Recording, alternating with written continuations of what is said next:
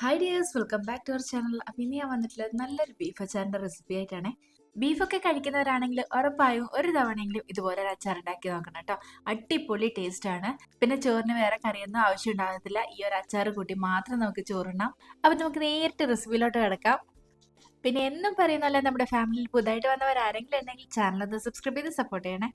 അപ്പം നമുക്ക് റെസിപ്പിയിലോട്ട് കിടക്കാം. അപ്പം അതിനായിട്ട് ഞാൻ എന്താ ഇവിടെ 3/4 കിലോ ബീഫ് എടുത്തിട്ടുണ്ട്. പിന്നെ അച്ചാറിനൊക്കെ നമ്മൾ ബീഫ് എടുക്കുന്ന ടൈമിൽ എല്ലില്ലാത്ത പീസ് വേണം കേട്ടോ എടുക്കാനായിട്ട്. ഞാനിവിടെ ഒരു 3/4 കിലോ ബോൺലെസ് ബീഫാണ് എടുത്തേക്കുന്നത്.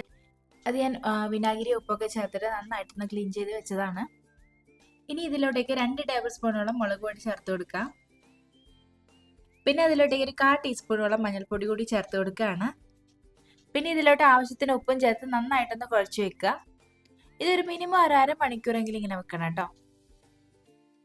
ഇപ്പം ഇത് ഏകദേശം ഒരു 3/4 മണിക്കൂറൊക്കെ കഴിഞ്ഞിട്ടുണ്ട്. ഇനി നമുക്കിതൊന്ന് വറുത്തെടുക്കാം. അതിനായിട്ട് ഞാനിത് ഒരു പാൻ അടുപ്പിലോട്ട് വെച്ചിട്ടുണ്ട്. പാൻ ഒന്ന് ചൂടായി വരുമ്പോൾ ഞാനിവിടെ വെളിച്ചെണ്ണയാണ് ഒഴിച്ചു കൊടുക്കുന്നത്. നിങ്ങൾക്ക് വേണമെങ്കിൽ ഓയിൽ യൂസ് ചെയ്യാം കേട്ടോ. ഞാൻ പൊതുവേ ബീഫ് അച്ചാർ ഉണ്ടാക്കുമ്പോൾ വെളിച്ചെണ്ണ തന്നെയാണ് യൂസ് ചെയ്യാറുള്ളത്. അപ്പോൾ അതുകൊണ്ട് വെളിച്ചെണ്ണ യൂസ് ചെയ്തേ ഉള്ളൂ. നിങ്ങൾക്ക് വേണമെങ്കിൽ ഓയിൽ യൂസ് ചെയ്യാം കേട്ടോ.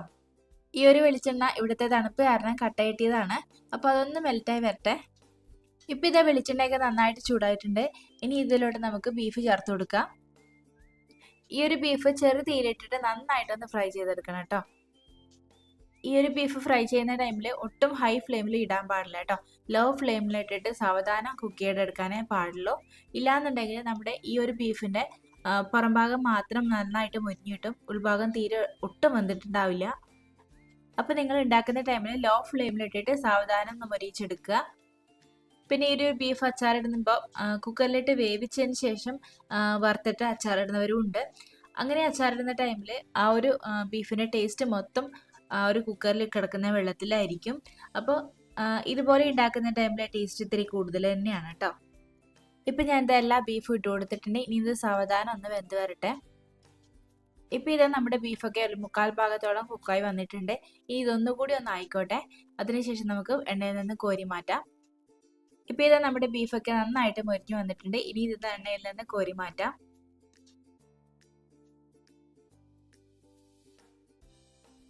അച്ചാറിനൊക്കെ ബീഫ് വറക്കുന്ന ടൈമിൽ ഇതുപോലെ നന്നായിട്ട് മൊരിയിച്ചെടുക്കണം കേട്ടോ.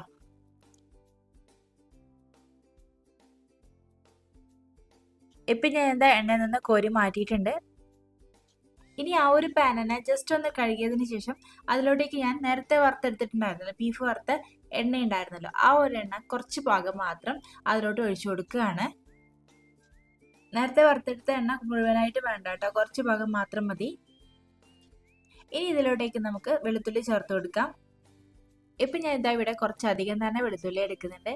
ഈ ഒരു വെളുത്തുള്ളി അച്ചാറിൻ്റെ കൂടെ കഴിക്കാനായിട്ട് ഭയങ്കര ടേസ്റ്റാണ് കേട്ടോ. അപ്പോൾ അതുകൊണ്ട് തന്നെ കുറച്ചധികം തന്നെ വെളുത്തുള്ളി എടുത്തിട്ടുണ്ട്.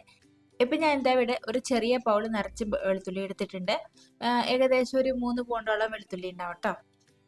ഇനി ഇതിൻ്റെ പച്ചമണം മാറുന്നവരെ നമുക്കൊന്ന് ഇളക്കി കൊടുക്കാം. നമ്മൾ ചേർത്ത് കൊടുത്ത വെളുത്തുള്ളിയൊക്കെ ഒന്ന് വാടി വന്നെന്ന് കാണുമ്പോൾ അതിലോട്ടേക്ക് പച്ചമുളക് ചേർത്ത് കൊടുക്കാം. ഞാനിവിടെ ഒരു 4 പച്ചമുളക് മാത്രമേ എടുത്തിട്ടുള്ളൂ. ഇത് അത്യാവശ്യം നല്ല എരിവുള്ള പച്ചമുളകാണ് കേട്ടോ. അതുകൊണ്ടാണ് 4 പച്ചമുളക് മാത്രം എടുത്തത്. പിന്നെ അതിലോട്ടേക്ക് ഒരു 2 ടേബിൾ സ്പൂണോളം ഇഞ്ചി കൂടി ചേർത്ത് കൊടുക്കുകയാണ്. ഇഞ്ചി നീളത്തിൽ ചെറുതായിട്ട് കനം കുറച്ച് കട്ട് ചെയ്ത് വെച്ചിരിക്കുന്നതാണ്. അതുകൂടി ചേർത്ത് നന്നായിട്ടൊന്ന് ഇളക്കി കൊടുക്കാം. ഇതൊക്കെ ആ ഒരു എണ്ണയൊക്കെ ഇടുന്ന് നന്നായിട്ടൊന്ന് മൂത്ത് വരണം.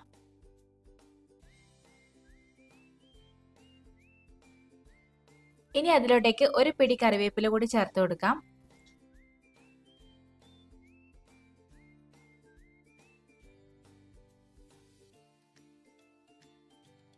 ഇനി നമുക്ക് ഇതിലോട്ട് പൊടികളൊക്കെ ചേർത്ത് കൊടുക്കാം.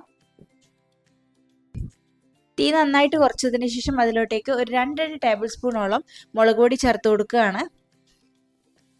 ഇനി ഇത് നന്നായിട്ടൊന്ന് ഇളക്കി കൊടുക്കുക. അതിൻ്റെ ഒരു പൊടിയുടെ പച്ചച്ചുവ മാറുന്നവരെ നന്നായിട്ടൊന്ന് ഇളക്കി കൊടുക്കണം.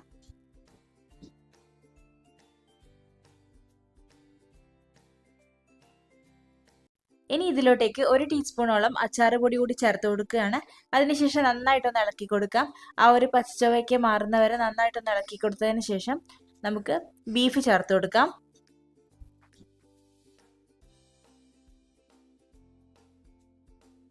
ഇനി ഇത് നന്നായിട്ടൊന്ന് ഇളക്കി യോജിപ്പിച്ച് കൊടുക്കാം. ഈ ഒരു ടൈമിൽ നമുക്ക് ഉപ്പ് കൂടി ചേർത്തിട്ട് നന്നായിട്ടൊന്ന് ഇളക്കി കൊടുക്കാം.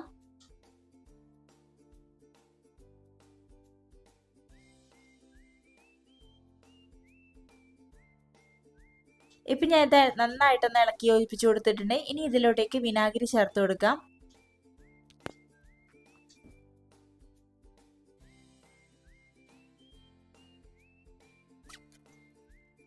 ഇനി നമുക്ക് ഉപ്പ് നോക്കിയതിന് ശേഷം ഉപ്പ് കുറവാണെങ്കിൽ ഉപ്പ് ചേർത്ത് കൊടുക്കാം.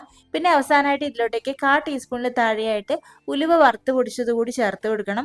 ഇപ്പം എൻ്റെ കയ്യിൽ ഇല്ലാത്തതുകൊണ്ട് ഞാൻ ചേർത്ത് കൊടുക്കുന്നില്ല കേട്ടോ. ആ ഒരു ഉലുവ വറുത്ത് പൊടിച്ചതും കൂടി ചേർത്ത് കൊടുക്കുമ്പോഴാണ് ഈ ഒരു ബീഫ് അച്ചാറിന് നല്ലൊരു ടേസ്റ്റ് ഉണ്ടാവുക.